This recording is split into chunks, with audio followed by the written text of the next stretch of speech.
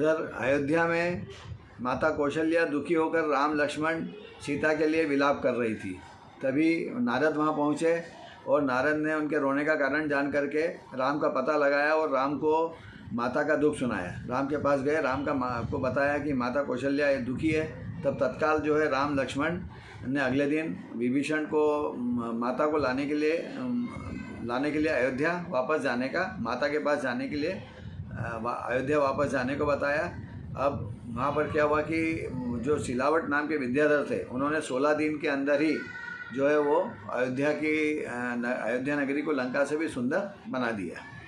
राम लक्ष्मण सीता सहित पुष्पक विमान से सवार होकर अयोध्या की ओर बड़े वहाँ से निकले और साथ में विभीषण, सुग्रीव, हनुमान, महामंडल आदि राजा भी गए और वो सब लोग वहाँ पर अयोध्या में पहुँच गए।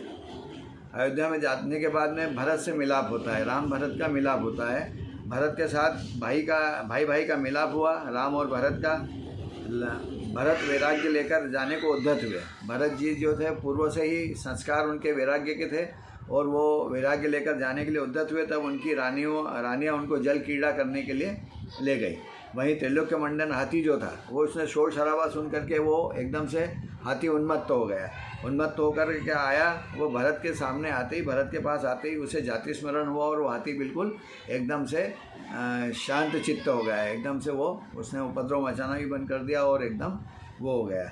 4 दिन मतलब फिर वो हाथी इतना शांत होकर के फिर बैठ गया गुमसुम होकर के। 4 दिन बाद जो महावत था, उसने महावत ने आकर के राम लक्ष्मण को बताया कि गजराज मतलब त्रैलोक्य मंडन हाथी न कुछ खाता है न पीता है, सर्व चेष्टा रहित वह निश्चल बैठा रहता है ना। उसका रोग गज वैद्यों को भी समझ में नहीं आ रहा है। इस प्रकार की सूचना दी। तब उधर राम सोचने लगे कि पराक्रमी दशानन का यह हाथी जो बंधन तोड़कर बाहर क्यों निकला, वहाँ से बंधन तोड़ करके पहली बात निकला ही क्यों, और भरत के पास जाते ही वह शांत क्यों हो गया। भरत के पास जाते ही वो एकदम से निश्चल शांत हो गया। और अब किस कारण से आहार नहीं लेता है, आहार क्यों नहीं ले रहा है। तभी द्वारपाल ने आकर के उनके राम लक्ष्मण को सूचना दी कि देशभूषण कुलभूषण केवली के आने की सूचना दी कि देशभूषण कुलभूषण केवली यहाँ पर आ रहे हैं। उनके दर्शन को जो है वो राम लक्ष्मण अपने सारे लोग गए वहाँ दर्शन करने, और त्रैलोक्य मंडन हाथी भी गया।